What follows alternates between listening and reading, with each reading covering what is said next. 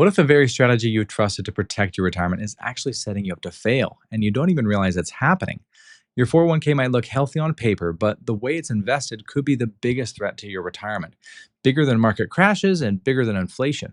Over my years helping hundreds navigate retirement, I've seen clients with healthy portfolios still projected to lose hundreds of thousands to the conventional wisdom of getting more conservative simply because they're older. So, today I'm showing you how this traditional retirement advice could leave you running out of money and what you can do to prevent it. Let's dive in. Here's the uncomfortable truth that most financial advisors won't tell you: age based investment allocation is fundamentally broken. You've probably heard the classic formula: subtract your age from 100, and that's the percentage you should have in stocks. In which case, if you're 60, the rule of thumb suggests having 40% in stocks and 60% in bonds. It sounds logical, scientific even. But this approach treats every 60-year-old like they're identical twins with the same goals, timeline, and financial situation. You know the reality is that two people of the same age could have completely different retirement needs. One might have a pension covering most expenses and afford to stay more aggressive. Another might be planning to retire in 2 years and needs their portfolio positioned for withdrawals. Yet, conventional wisdom puts them on identical allocations. Target date funds, for example, represent the worst of this thinking. At the target retirement date, most glide paths offer equity allocations around 44 to 55%. And what's worse is they reach these conservative levels years before many actually retire. A typical target date fund for someone retiring in 2030 might have them at only 50% stocks at age 60, even if they're planning to work until 67. And this is what I call calendar based investing. And it's about as effective as choosing what tires to put on your car before you decide if you need a Prius for city driving or a Hummer for off road adventures. You're optimizing the wrong thing first. But here's where it gets even more problematic for people considering early retirement. These funds assume that you'll continue to work until the traditional retirement age of 65. But if you want to retire at 60 or earlier, the target date fund strategy doesn't prepare your portfolio for that earlier timeline. It's still operating under the assumption you have 5 more working years at least to weather volatility. And this creates a dangerous mismatch. You pull the trigger on early retirement, but your portfolio is still positioned for someone who won't need that money for years. It's like trying to land a plane using the approach pattern for an airport that's still 50 plus miles away. And this leads directly to retirement planning's silent killer that destroys portfolios. Because understanding why age based allocation fails requires grasping a fundamental truth. Managing money in retirement requires a completely different skill set than building your wealth during your working years. Like the difference between learning to drive and land a plane. Both require steering, but the stakes and strategies are worlds apart. During your accumulation years, you can ride out market volatility because time is on your side. For example, a 30-year-old can shrug off a 20% market drop because they have decades to recover. But as you approach and enter retirement, you're facing what I would call the danger zone, the period roughly 5 years before and 5 years after retirement when poor market timing can permanently damage your financial security. This is also called the sequence of returns risk, and it's retirement planning's silent killer. And here's how it works. If markets crash early on your retirement while you're taking withdrawals, you're likely selling shares at depressed prices to fund your lifestyle. And those shares can never recover because, well, they're no longer in your portfolio. Even if the markets bounce back, you've permanently reduced your portfolio's ability to participate in that recovery. The tragic irony is that many people make this sequence of returns risk worse by handling their allocation in one of two dangerous ways, and both lead to the same devastating outcome. The first group falls into what I would call this target date trap. Their investments are overly conservative too early, missing out on crucial growth years. They think that they're playing it safe, but they're actually increasing their risk of running out of money due to inflation and insufficient growth. The second group makes the opposite mistake. They may not be in target date funds, but they stay too aggressive for too long. And I get it. When your portfolio is growing and markets are strong, it's tempting to keep riding that wave. It feels like you're maximizing your potential, but it's like continuing to blow air into a balloon that's already stretched to its limit. At some point, you need to secure your position and build protection, but many people wait too long. I'll give you an example with a client I'll call Robert, who fell into this second trap. He was 64 with $2.8 million saved in his portfolio, all in aggressive growth funds. He asked me why he should change a winning strategy. And the answer came in 2022 when markets dropped over 20% after the fantastic returns of 2020 and 2021.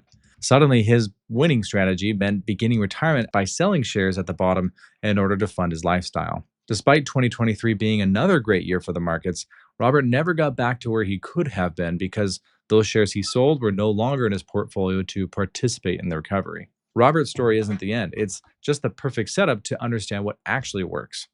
Now, before I go further, if you're concerned that your investment strategy isn't aligned with your actual retirement timeline, click the link in the description below to book a call with me.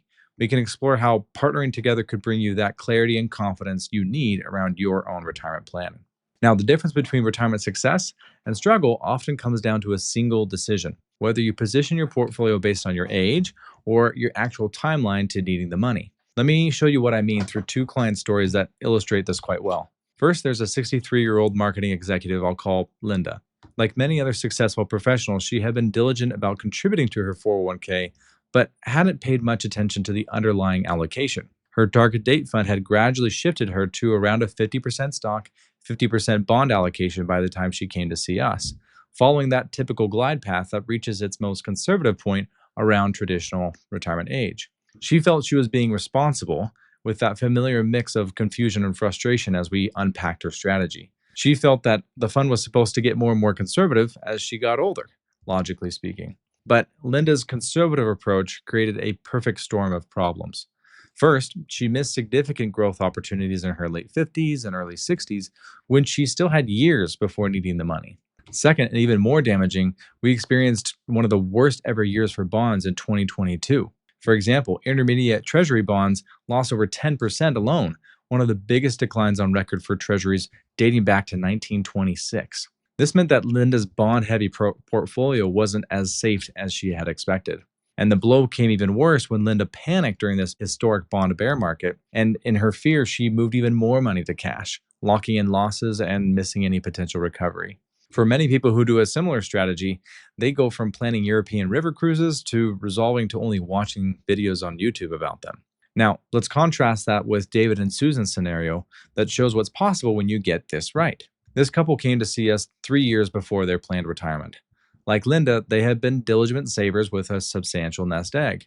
But unlike Linda, they recognized something crucial where their investment strategy needed to change based on where they actually needed the money and not because of their birthday. Instead of relying on age based formulas, we implemented what I would call a timeline based allocation strategy. We positioned their portfolio with enough conservative assets to weather exactly what happened. One of the worst bear markets in history combined with the equity volatility. When stock markets dropped over 20% in their first year of retirement, they weren't panicked.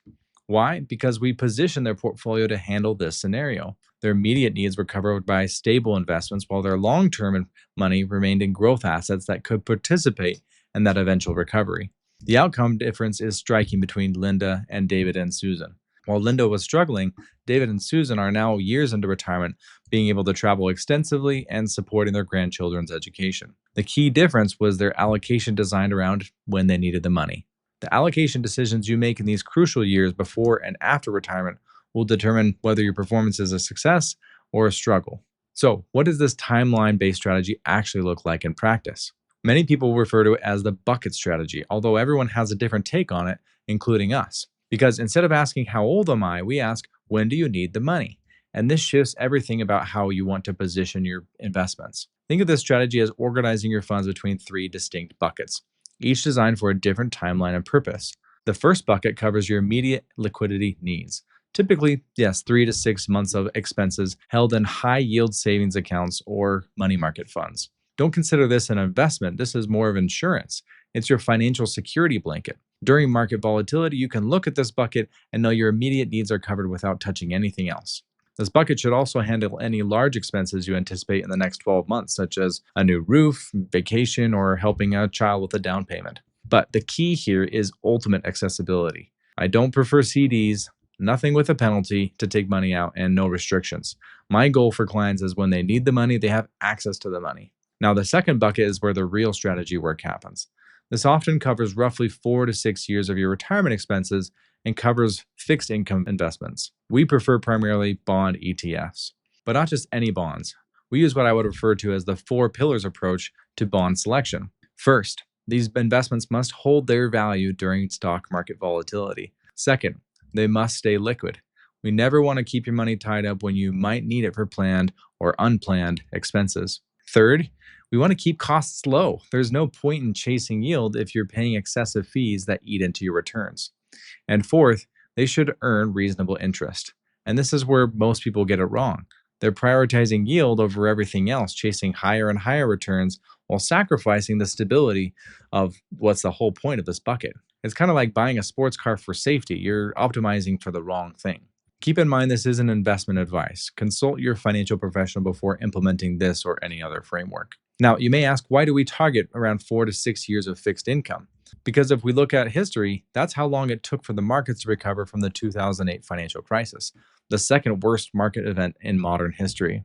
If your bond bucket can fund your lifestyle for that long, we can expect to weather virtually any market storm without being forced to sell stocks at the bottom. Our approach and preference is to allow for tactical adjustments while maintaining this core 4 pillar protective structure. Now, the third bucket is your growth engine, designed to fight against retirement's second and silent enemy, inflation.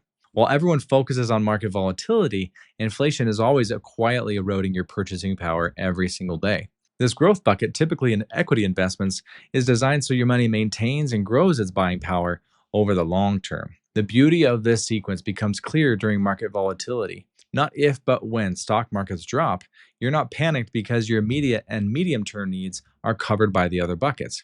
You can let your growth investments recover while living off of your more stable money. Conversely, when markets are strong, you can practice what I would call hedge trimming, gradually harvesting some of those gains to strengthen your bond and cash positions. Just like maintaining a hedge in your yard, regular trimming keeps everything properly sized and healthy for continued growth. This strategy addresses both battles directly that every retiree faces: the stock market volatility and inflation erosion. Your bonds provide protection against the first battle and stocks against the second. And that bucket structure is designed so you're never forced to fight both battles at the worst possible time. Now, I need to be honest with you about something that most content creators won't tell you. Implementing this strategy effectively isn't a weekend DIY project. I've seen many smart and successful people attempt to build their own bucket strategy only to discover the complexity they didn't anticipate. It's kind of like looking at a professional kitchen and thinking, hey, cooking is just about having the right ingredients. The ingredients do matter, but knowing how to combine them and adjust the heat and then how to adapt when things don't go as planned, that's when expertise becomes crucial. For example, take the bond selection alone. Those 4 pillars I mentioned, each one has multiple considerations. Hold value sounds simple until you're choosing between government bonds, corporate bonds, international bonds, and various duration strategies during changing interest rate environments. And low cost might seem obvious until you're comparing expense ratios against tax efficiency in different account types. Then there's the sizing question. How much should you actually put into each bucket? I would say it depends on your spending level, as well as other income sources such as Social Security or pensions, your risk tolerance, tax situation, and perhaps a dozen other personal factors. A one size fits all percentage allocation is exactly what we're trying to avoid. Remember, we're in an environment where zero coupon bonds, which are essentially long duration bonds on steroids, are down nearly 60%, and intermediate treasuries are down more than 40%. Your bucket strategy needs to be able to adapt while maintaining its core protective structure. Keep in mind, we're talking about your asset allocation here, which is your single biggest factor in determining your portfolio's trajectory. It's kind of like the navigation system on the Titanic. You can have the finest ship in the world, but if you're pointed in the wrong direction, all that engineering excellence won't save you from disaster.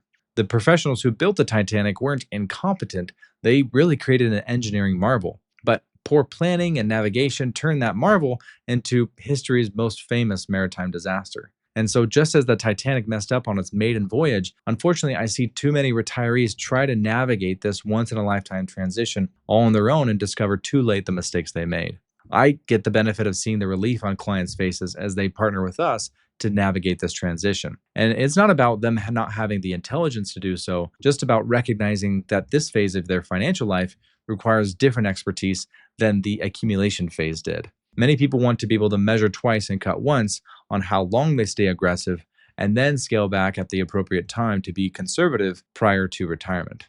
I like to think of proper planning as a process that turns potential catastrophes into mere inconveniences. That market downturn that devastates unprepared retirees often becomes just another year in the plan of those who have positioned themselves properly. So if you're in the conventional boat of age-based allocation, This may be your wake up call to take control and implement a strategy designed when you actually need the money rather than hoping that cookie cutter formulas somehow align with your unique situation and timeline.